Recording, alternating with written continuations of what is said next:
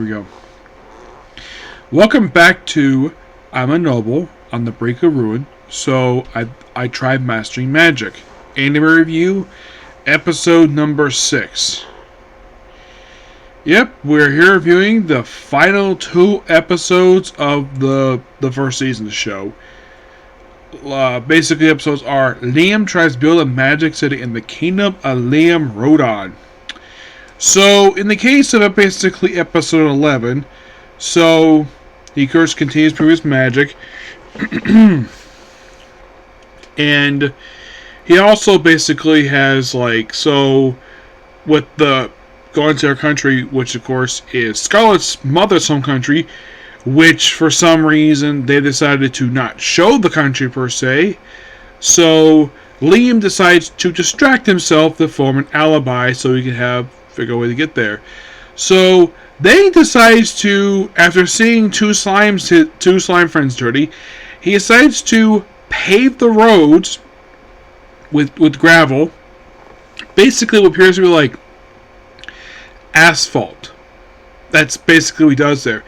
And then basically he realizes, oh crap, I need to basically raise up the actual thing, repave them to make them more smooth, so basically not walk on wet ground so water can drain. And then of course basically while training for a while, he has the trolls, make the roads, and it has them stop because this area has a high mithril.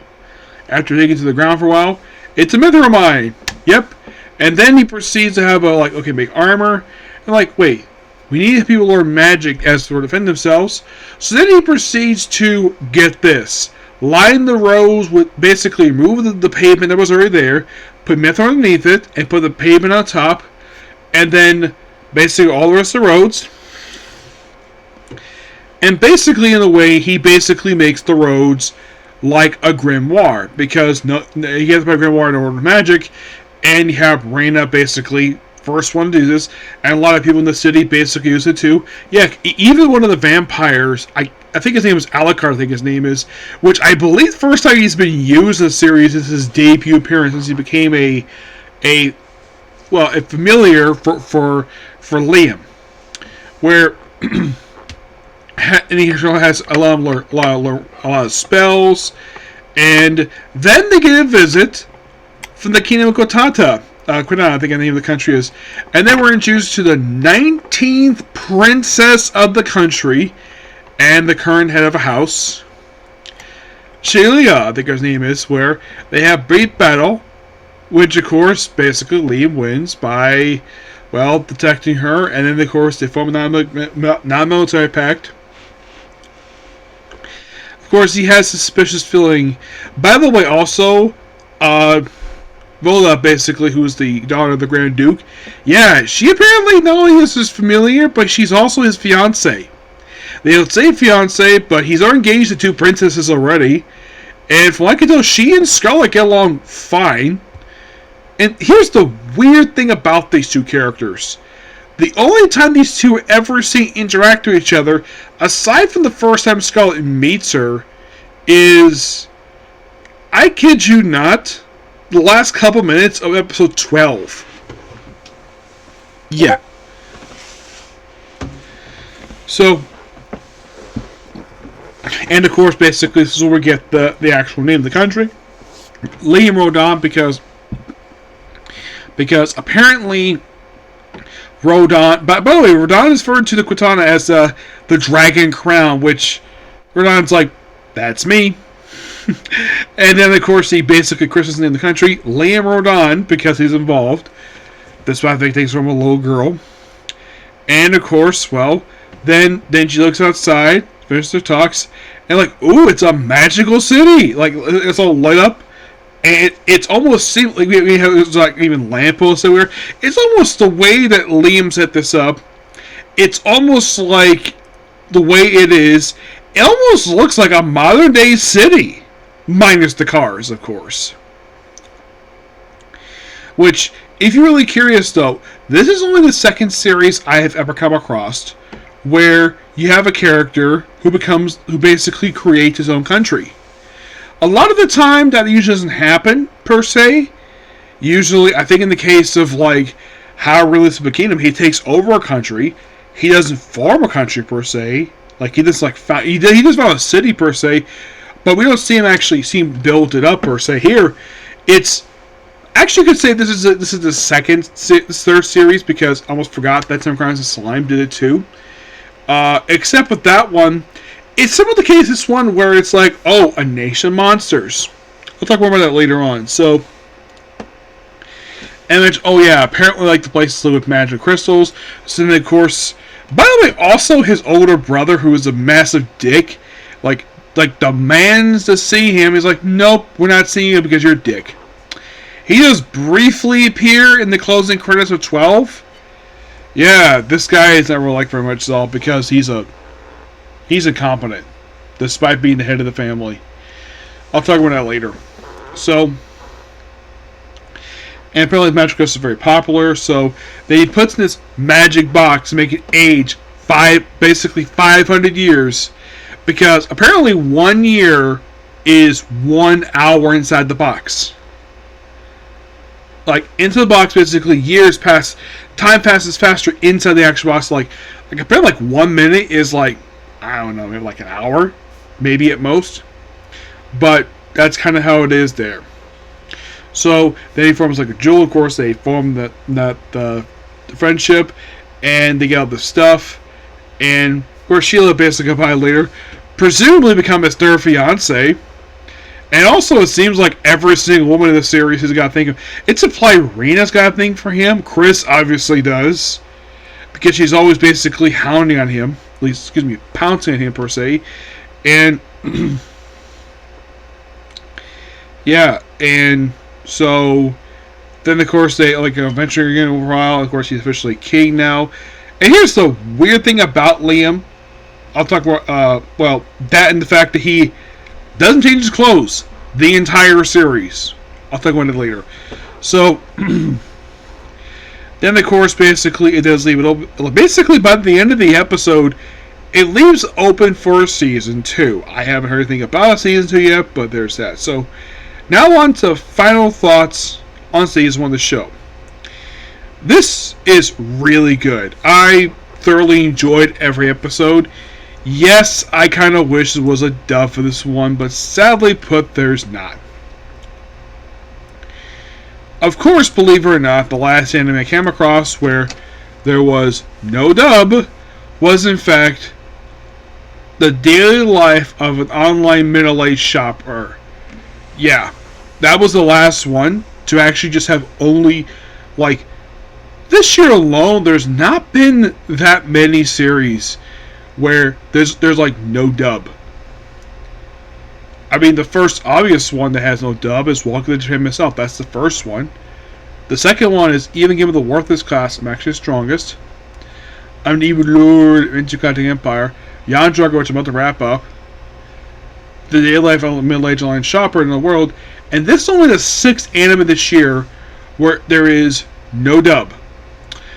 Still don't know the reason for it. It could be because Basic Country was probably not interested. And can you believe this only was the 19th series I've checked out this year? And I'm going to check out another one tomorrow. But in the case of this anime, there's a lot of comparisons to previous other series I've watched. In the case of a character from a country. 2. 2 overall.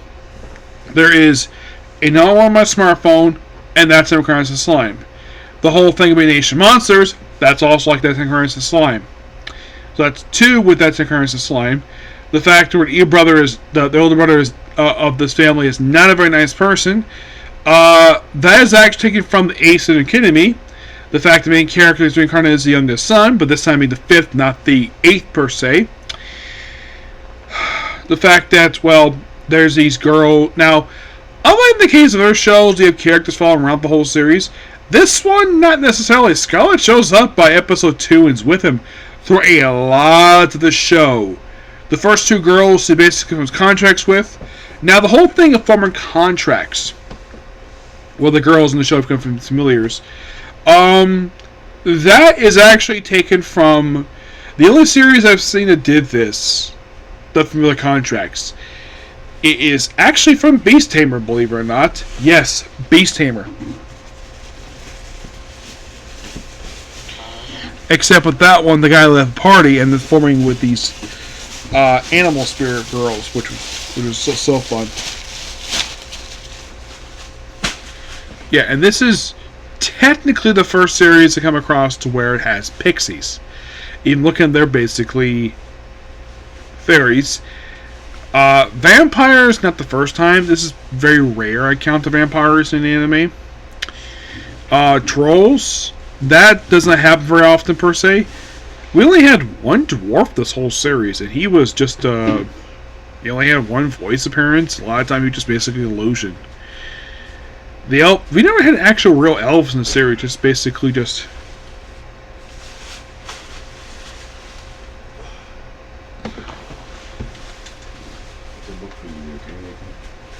Okay. Yeah, no actual real elves, it just makes these turn into elves.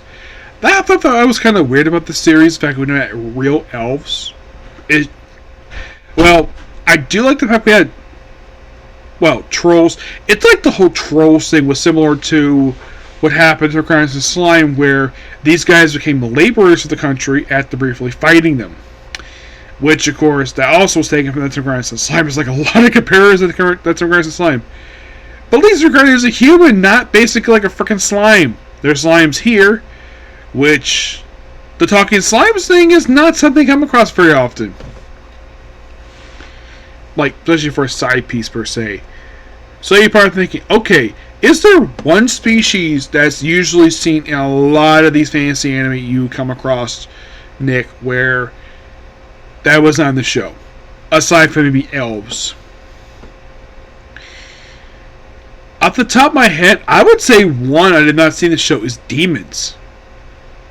I thought that was interesting. No demons. I found that to be interesting because generally a lot of them do have demons appear in the show. The wolves are just not exactly, you could say they're kind of demons, but not like demons appear in our shows. The show having like several dragons per se, like dragon riders, that I've seen in one anime that actually had that failure frame. Yep, there was an episode that had dragon riders, which the main character killed them all. At least this one didn't happen with this one. Yeah, surprisingly, Liam does not kill anybody the whole series. Nope. Surprisingly, nobody dies. In 12 episodes, you would have thought somebody would have died. Well, technically, he did allow a Dracula to dissolve inside of his item box, but he was already dead anyway, so technically, no actual death. That's a rarity.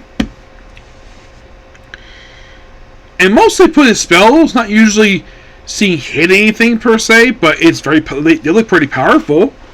Yes. I do have one critique of the series. Why in the world does the main character still wear the same outfit the entire series?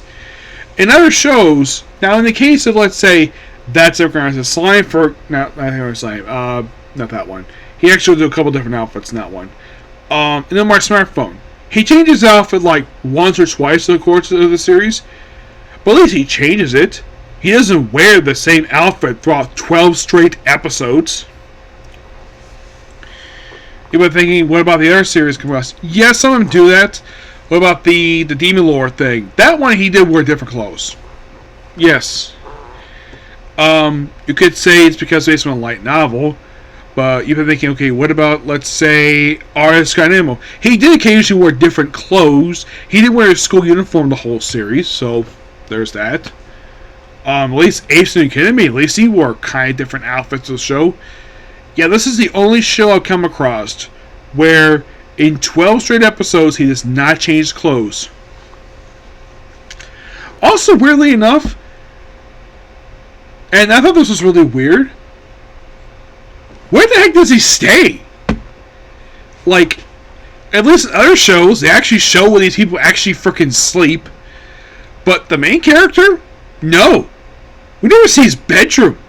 Like, I mean, he gets the palace in the last episode. What does he do? Sleep on the ground? I'm like, really? I always thought that was kind of weird for this show. It's like, Did I miss something here?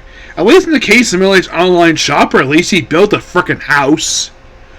Same thing for Life in the World. He built a house. This one, as for, let's say, a character having his own place to live. You're thinking, what about the Aristocrats' early adventure? Well, yeah, he did. He actually had several homes in that one.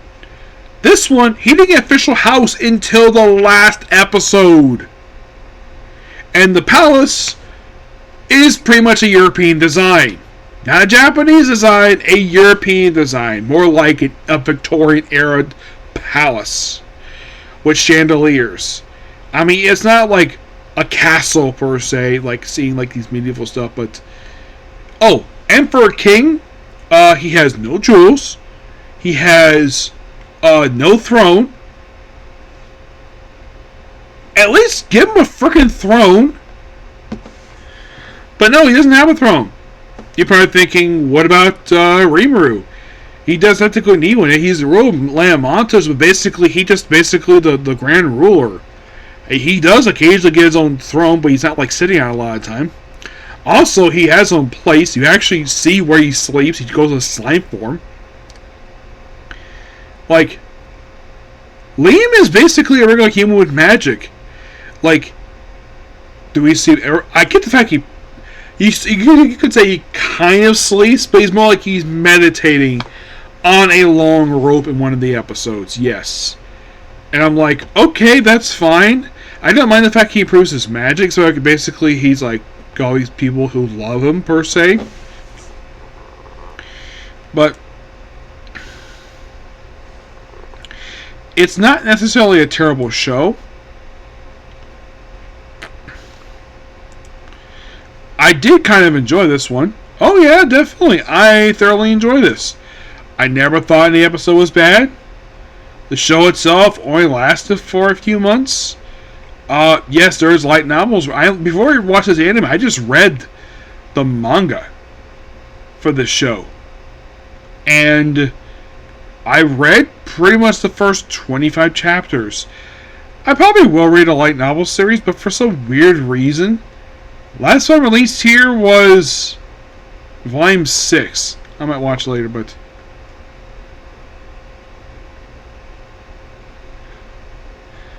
yeah, Flora.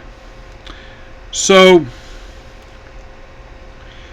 it's like you finished watching the show this season anyways, that there's a lot more story to tell. Yes. As for how much the series covers in terms of the light novels, I don't know. I did read apparently covers the chapter 46. Yes, it does. Now, if you're really curious, I just randomly found this out on Crunchyroll, this show. And then I checked, like, oh, this looks good. Yeah, the show could use a dub. The main character himself, given what type of character he is, I could definitely see the guy who voiced the main character from Apes and Academy, basically. Rodon, the dragon form, well...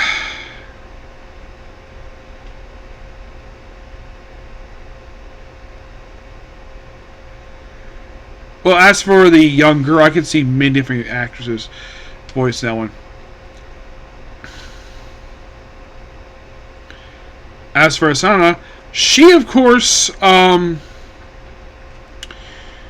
me think here. Given how... I could see Tina Ballard voicing her. Jodie. Probably Jade Saxton. Possibly.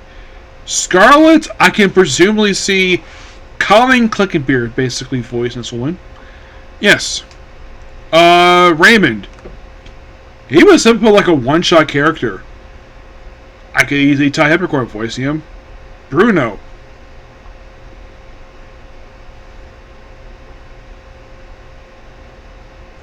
Yeah, Bruno himself, I could possibly see... I mean, there's many different ones. Chris, I can maybe see... oh, one thing might be interesting for this one. I could possibly see, given how kind of character she is. I think it might be interesting if you get the voice actors who voiced the great Jahi, basically the voicer. That might be interesting. Guy, I can presumably see, given how type of character he is, I can easily Sabbath, basically. Voicing him. Reina? Possibly Monica Real? Possibly. Albert, I can easily see Alejandro Sapp maybe voicing him. Yeah, Bruno. I can easily like steps to pull this one off. Yes. The dwarf engineer? Could be anybody.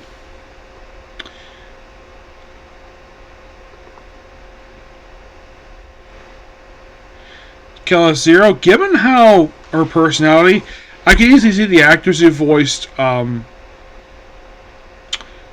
Aquaria from Fairy Tale. I can easily see her voicing her. Dracula, could be anybody. Same thing with Alucard. I thought that was kind of interesting. They named the lead vampire Alucard, which is basically Dracula spelled backwards. Flora,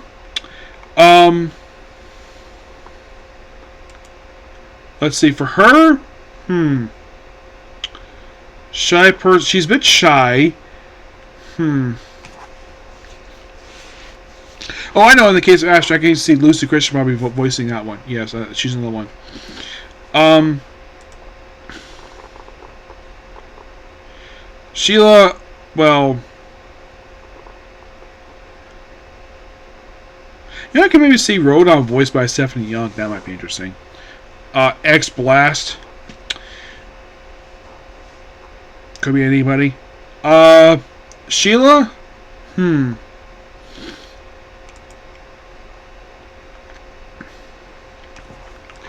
Who could possibly this one? Let's see.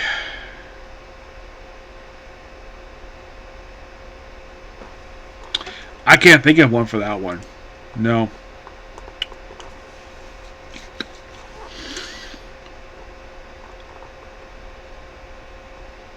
Actually, Sheila, I do have someone I could think of who could voice her if they ever cast her. Lucy Christian. Yes, I think so. She might be good for that one. Flora.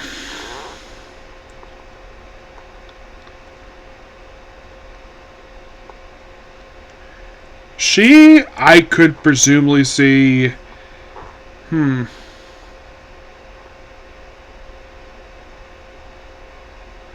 I say one would be good for this cast, too. Yeah, she should be fantastic. Probably Leah Clark. Yes. I could definitely see Leah Clark doing this one. Jamie Sarah could join the cast, too, but who knows? Okay, so... that is pretty much a particular video. Please be sure to like, comment, subscribe, notifications. Next up, Ashley Her Dark Elf. Okay, thanks, you. Bye.